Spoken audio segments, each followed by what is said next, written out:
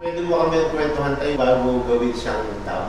Ay, maganda po ang buhay po nila noon. Nagkakain po sila, nangingisda, kung saan po sila kumuha ng kinabubuhay nila, naghahunting, tapos yung nagkakaingin, may bukil po sila, ganon. Pero mas masagana po ngayon. Kasi nung pan po, wala pang bahay na ganito kalalaki. Munisipyo nun, maliit, ganon. Tapos ngayon, kumbaga, mas gumanda po naman ngayon.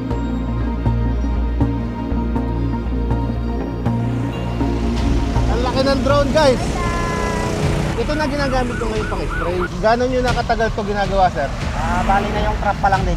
Gaano, sir, kadali ngayon mag-spray kumpara dati? Malaki ang ginhawa. Sir, matanong ko lang, mga magkano yung halaga ng drone na to? 1.8. Darling, lahat ng natatanaw mong yan. Yan. Yung malawak na palaya na yan. Hindi atin. Hindi atin yan. Hindi atin. Nakikitayulan tayo dito. Good morning, guys. Nandito tayo ngayon sa Nueva Ecija. Hi! Napakaganda. So, nandito tayo ngayon sa Nueva Ecija. Pinapasyalan lang natin yung palaya ng iba. Hindi sa atin to. Napahinto kami dito. Sobrang ganda kasi tingnan mo, napaka-green. Ang ganda ng mga palay. So, today guys, pupunta tayo ng Pantabangan Dam. Papasyalan natin yung magandang view ng Pantabangan. Tapos, dahil ang sabi nila ay meron daw bayan na lumubog mismo doon sa loob ng Pantabangan Dam, alamin natin yung history niya, kung bakit lumubog, kailan lumubog. Lumilitaw daw yun paminsan-minsan. So, tanongin din natin doon sa mga local doon. Pakita ko sa inyo guys yung bunga niya. Oh. Ang gaganda ng tubo niya. Siguro mga ilang buwan na lang to, ani na to. Papaani na natin to. Nasaan na ba yung mga ano natin, manggagapas? So ayan guys, nasa gilid lang tayo ng highway. Tapos napakaganda kasi at napakalawak ng palaya na to. Kaya dito na kami kuminto at nagkape-kape.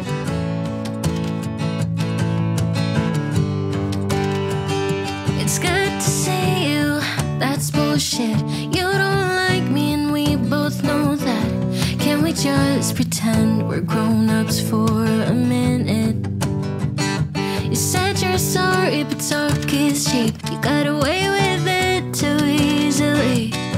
Can we just pretend we're grown-ups for a minute? You've been a mean girl since 95. That's your way of getting by. Well, you should get a taste of your own medicine.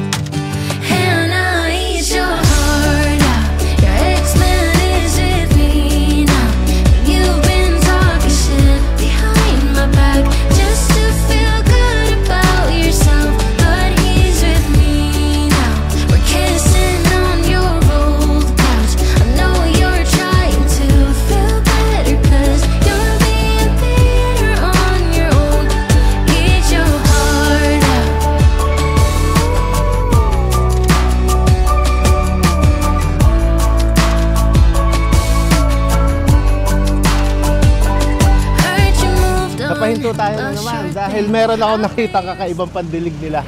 Pang fertilizer nila. Ang laking drone! Tara, pakita ko sa inyo. Hello, kuya! Ayan, oh. Ang laki ng drone, guys. Yun, oh. Anong gagawin dyan, kuya?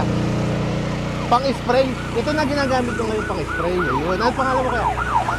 Si Sir Ruel. Ang laki, oh. Mag-i-spray sila ngayon gamit na yung drone. Gano'n nyo nakatagal to ginagawa, sir? Bali na yung trap pa lang din. Pananim na to? Oo, ngayong season na to. Ayun. So, ayan guys. So, kakaiba na ngayon. Gaano, sir, kadali ngayon mag-spray kumpara dati? Malaki ang ginhawa. Malaking kaginhawahan. Sir, matanong ko lang, mga magkano yung halaga ng drone na to? 1.8. 1.8 million. Dito lang local in Pinarchay, sir. Ayan na, guys. Tayo. Guys, layo tayo. Baka tamaan tayo eh. Ngayon lang tayo makakasaksi ng ganitong drone yan.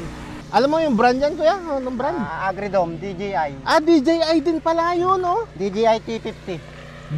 DJI T50. T50.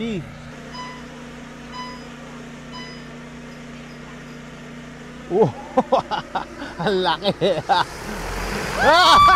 Ang lakas ng hangin, guys!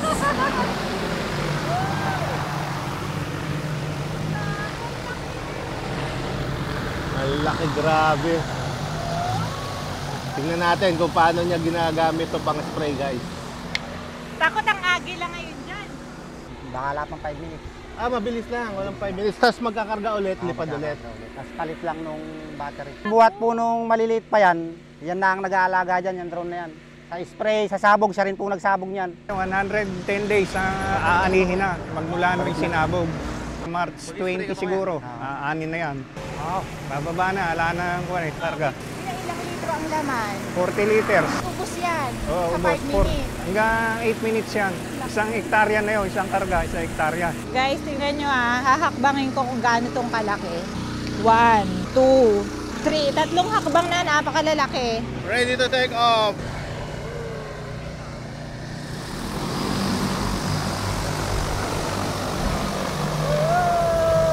Grabe lang sa hangin!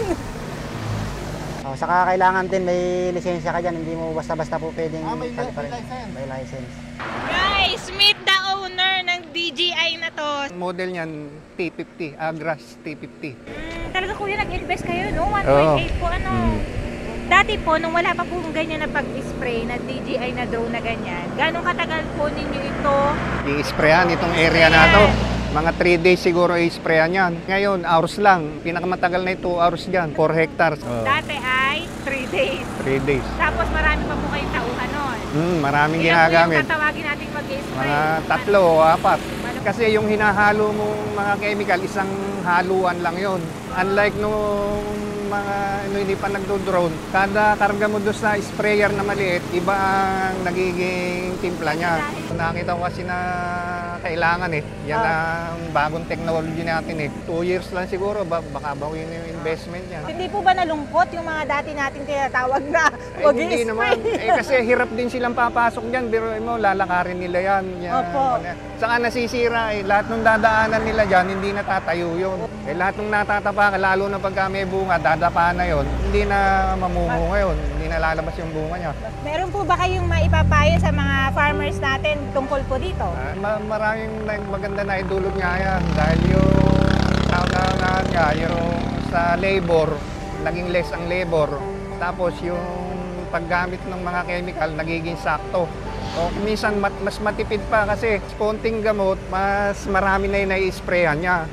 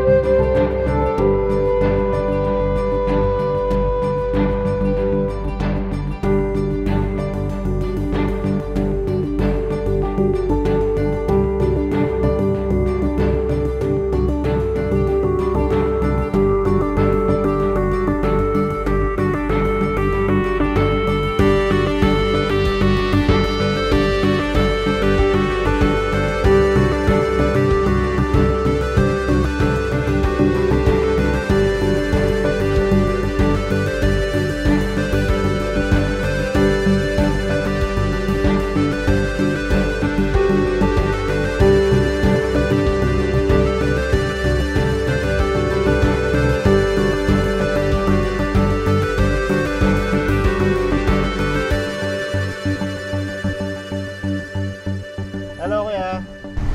Morning sir, saan pupunta nila? Paalam kayo dun sa pagdating nyo dun sa dulo, kakaliwa na kayo. Sige pa. Tapos may logo din ng NIA. May view deck dito, kuya, di ba? Oh, pero ang pag ginugil mo, ito kasi nalitaw. Sige po. Thank you, kuya. So, yun, guys, nasa loob na tayo ng Pantabangan Dam. Magpaalam lang tayo daw dun sa office para sa pagbablog. Para coordination lang. Hi kuya! Good morning po. Good morning! Pwede kami mag-vlog? Ang vlog po ma'am, pinagpapaalam sa opisina namin. Saan po yung office, kuya? Doon po sa taas, sa Barangay Fatima po. Diretso pa po ito? Diretso po doon, tapos kaliwa po kayo doon sa dulo ng checkpoint na yun. Ayun. Barangay po. Pero pumapayag naman, kuya? Ay, basta nagpapaalam, pinapayagan na yung... Ayan. Thank you, kuya. Kuya. Hi kuya! Ito na ma'am. Magpapaalam po kami sa office, magba-vlog sa taas po ng NIA. Salamat po! Okay guys, okay na tayo. Ready to go na. Maka-fog vlog na tayo dito sa loob ng Pantabangan Dam mismo. Nakakuha na ng permit si Darling dun sa mismong NIA office. So madali lang naman pala yung proseso. Kailangan nyo lang ng intent letter, then submit sa assistance desk, and then pipirmahan na yun ni engineer. So yun, ganun lang kadali. Pwede na tayo mag-ikot dito sa Pantabangan Dam at i-assist pa tayo ng mga security at ibang personnel kung may kailangan tayo. Ganun sila dito. So approve!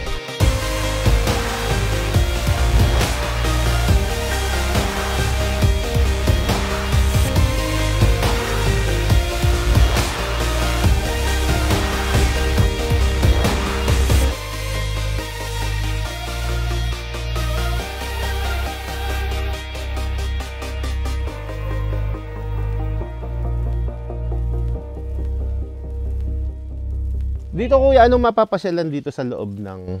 So, ang ano dito, sir, ito lang. Itong mismong Pantabangan Dam. Ito lang.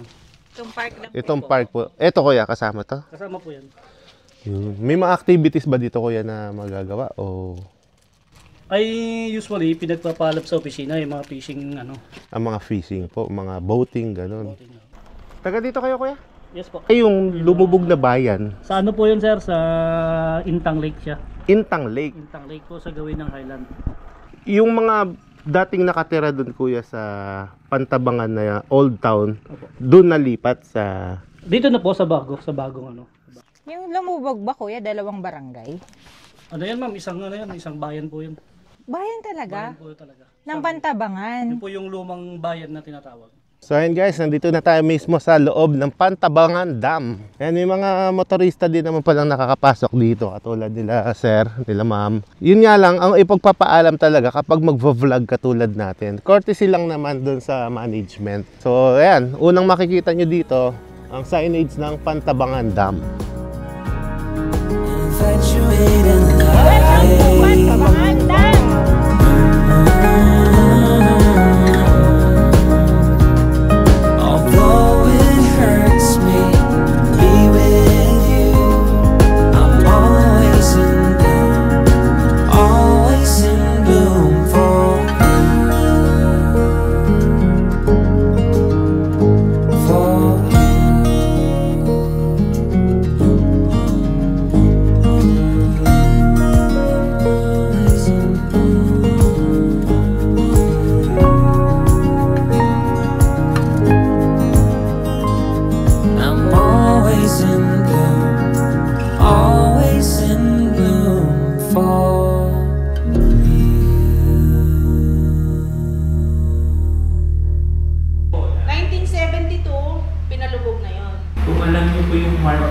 Village po sa Palayan City. Isa po yun sa mga pinagdalhan ng mga lumipas po doon sa lugar. Yung lake po ba sa Kadam? Pagkadugtong po yun. Pero isa lang po yun, parang may harang po kasi sa gitna kami. Yun po yung pinaka yung spillway. Good afternoon, Tatay Rudy. Kamusta po kayo? Good afternoon Hello po. Magpapakwento lang kami sa Tatay Rudy sa mga pangyayari nung unang panahon. Bali po tatay, kayo po, dito po kayo sinilang po dun sa sinasabing Old Pantabangan. Hindi naman po. Kaya lang po, since na during the construction of the Pantabangan Dam, nagtatrabaho na pa ako rito as security guard. Sa NIA po, NIA. Ang NIA po noon, ginawang doon yung campsite ng mga trabador, ganon. Na ngayon po, ang tawag po dyan ay Barangay Pantabangan po ngayon. Opo, may resort po dun eh. Yun po yun. Opo, yun po yung resort po na yun, yung sa taas ng ano po. Opo. Yun po yung pinagtirhan po ni President Marcos nung nandito po siya. Tinawag po nilang presidential, yung houses ni President Marcos, doon po siya nag-stay noon. So, bali po tatay, na-witness nyo po yung kung paano po yun pinalubog, yung pinasabog yung mga establishment, yung mga bahay. Ang pinasabog lang po nila yung tunnel boring machine yung pang, opo. Yun lang mga bundok pang pinasabog kasi po, pag di nila pinasabog, hindi po kaya ng makina kaya pinapasabog po nila. Pero yung building wala pong pinasabog.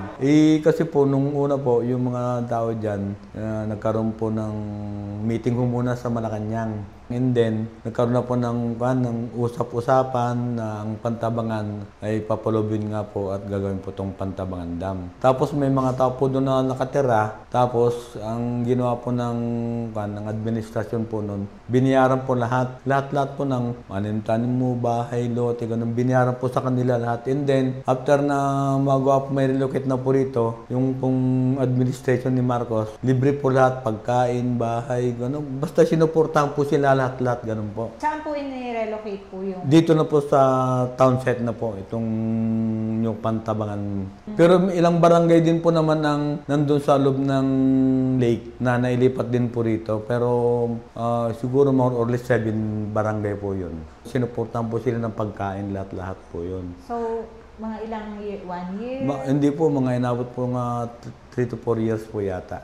Suportado po ng pagkain dahil wala pa pong hanap buhay. Wala pa po. Tapos after 4 years po, yung mga tao po, yung iba, mayroon na pong mga establishment yun na pinagawa, yung National Power Corporation, yung NIA, nag-open na rin po sila. Tapos po yung iba, mga nag-OFW na po sila sa ibang bansa. Tapos po yung mga iba, nagkaingin, and then, malalim na po yung dam noon, nangingisda na po sila. Ganun. Pinayagan na po sila mangisda. Hanggang ngayon po, pinayagan po sila, libre lahat. Opo. Ang ginawa po nila, kumbaga pass po yung NIA, First Gen, saka kung ano po mga establishment na nandito po, 80% for Pantabangan people and then 20% from the other town po na gusto magtrabaho rito. Ayun. So priority po talaga ang priority mga po, taga-Pantabangan. Ayun po pala. Saka po pinili nila yung kumbaga ang Pantabangan kasi nga wala po silang hanap buhay. Kumbaga nag-umpisa pa lang sila. Kumbaga ginawa po yung stepping stone para po makaangat ang buhay nila. Tapos kaya po ko naman sila kumanang 20% na kuan. Kasi po mga ibang taga-Pantawan, di po nila alam yung kaya ng iba. Ngayon po ang bali 3 na lang po yung nakikita po namin na kuan. Naka-install po doon pero totally ganda po yung warat-warat. Isa po yung Pantabangan Church, yung Old Pantabangan, and then yung cemetery. Tapos yung kampo ng St. Andrew Russell School. Saka po yung stage ng harapan po ng munisipyo, yun lang po ang natitira doon. Ang ginawa lang po nila, indalis po yung mga bubong gano'n ang natira, yung mga semento, gano'n lang po natira doon. Yung laman po ng sementeryo, binuksan po lahat po ng ano po yung tao, kalansay, mga kabaong, nilawas po lahat, nilipat po rito sa sementeryo po dito sa amin. Wala pong natira doon. Pwede mo kami kwentuhan tayo nung bago gawin siyang dam? Ay, maganda po ang buhay po nila noon. Nagkakain po sila, nangingisda, kung saan po sila kumuha ng kinabubuhay nila, naghahunting, tapos yung nagkakaingin, may bukid po sila, ganon. Pero mas masagana po ngayon. Kasi nung pan po, wala pang bahay na ganito kalalaki, munisipyo noon, maliit, ganon. Tapos ngayon, kumbaga, mas gumanda po naman ngayon. Dati, 4th class municipality lang po kami. Ngayon, naging 1st class na po ngayon.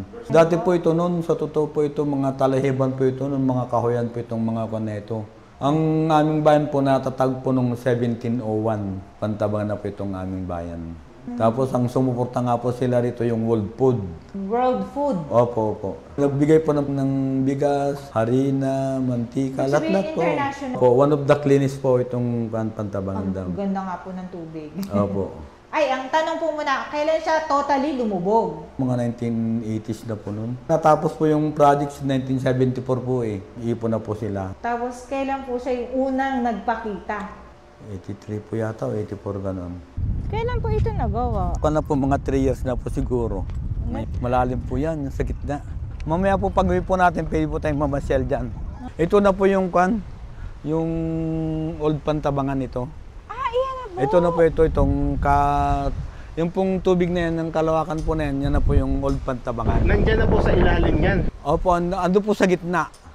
Nasaan na po tayo yung cruise, yung part? Basta dito po itong tapat po na ito, tapat po rito. Ito, yung tapat po natin na yan, nandyan na yung cruise na yung simbahan. Tapos ang natira lang pong barangay dito na hindi po nailipat, yung pong barangay conversion.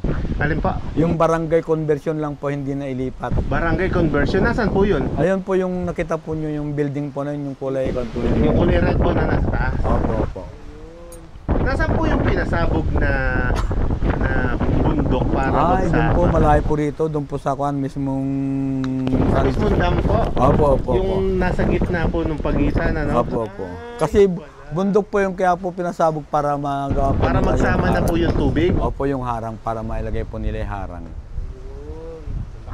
Lagi po bang ganito yung hangin dito tayo? Opo. Mga abot po ito mga hanggang March, April, ganyan po. Grabe, ang ganda, tay! Guys, tignan nyo naman kung gaano kaganda yan. Ay, napakaganda! Ito po yung po itong kanayan, itong tailrace po na yun, nakita po natin yung kulay puti na yun. Yan po yung tailrace. Oh. Ang gumawa po rito ay American firm po ang gumawa rito. Itong Kasiknan. Kasi ito yung tag po rito, Kasiknan River Irrigation Project.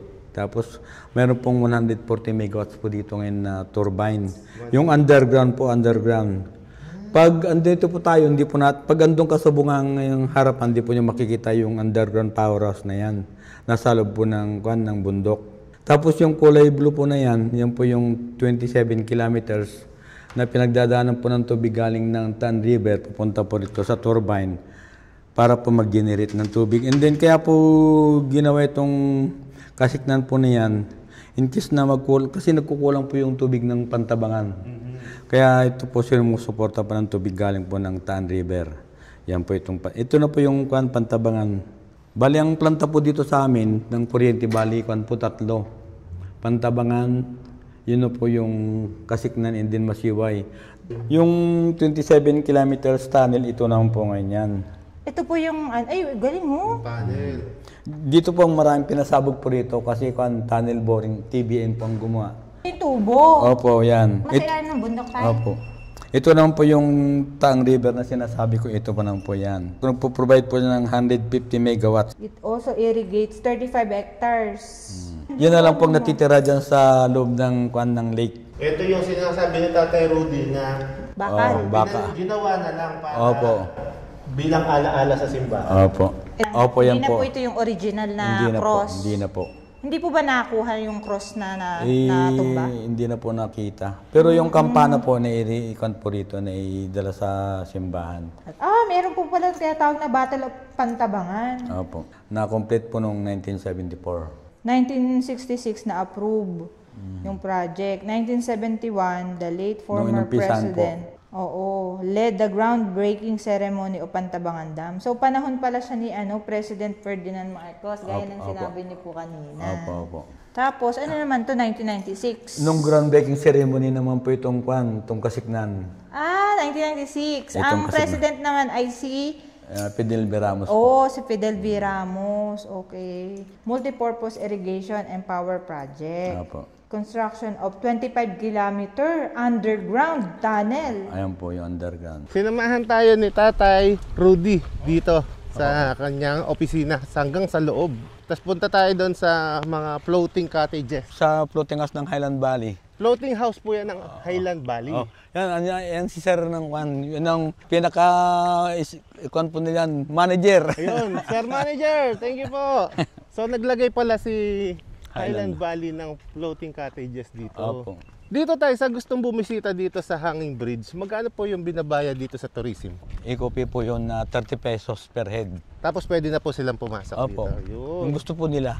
Sa halagang 30 pesos, makakatanaw ka na ng napakagandang view katulad nito.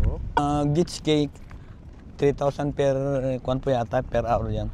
Pero pag guest po nila, na po lahat yun yung kumbaga... Kasama na. Opo. Napansin ko yung mga puno na to, yung halaman, patay siya. Opo, Kasi sabihin yung tubig po dito, umaabot po talaga dyan. Opo. Ang inabot po ng tubig, ang ganda po sa may bahay doon, yung nakita po niyo yung bahay doon, umabot po ron. Sa taas po doon. Opo. Wow.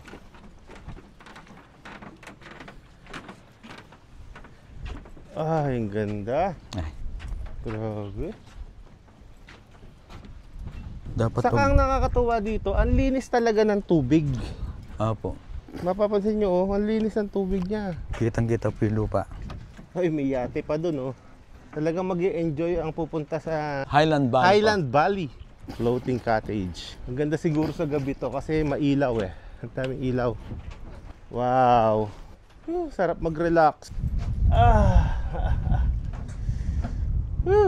Yan po siya ng dating inaabot pa ng tubig, yung puti po na yan. Yan na pang... Yung putik po na yan? Yung pong nakita natin puti na yun. Apo? Yung pang normal na elevation po nito. Ah, yung puti na yan? Opo, opo. Leng, picture tayo Tatay Rudy. 67 ko po ngayon. 67, kailan tayo? Ngayon po. Ngayong araw na to? Opo. Birthday mo tayo? Opo. Happy birthday, Tatay Rudy! Happy birthday! Happy birthday to you! Happy birthday to you! Happy birthday! Happy birthday! Happy birthday to you!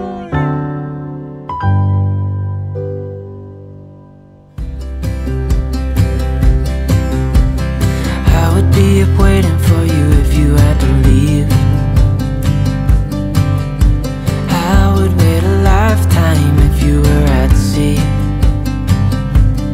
I just wanna say that I feel that our love is real. Maybe we should hurry up and seal the deal. Oh, oh, I just wanna love you right. Oh, oh, love you till the end of time. I just wanna hold you for forever. Every day you're making me better. 'Cause a love like this is rare, and I wanna take you there.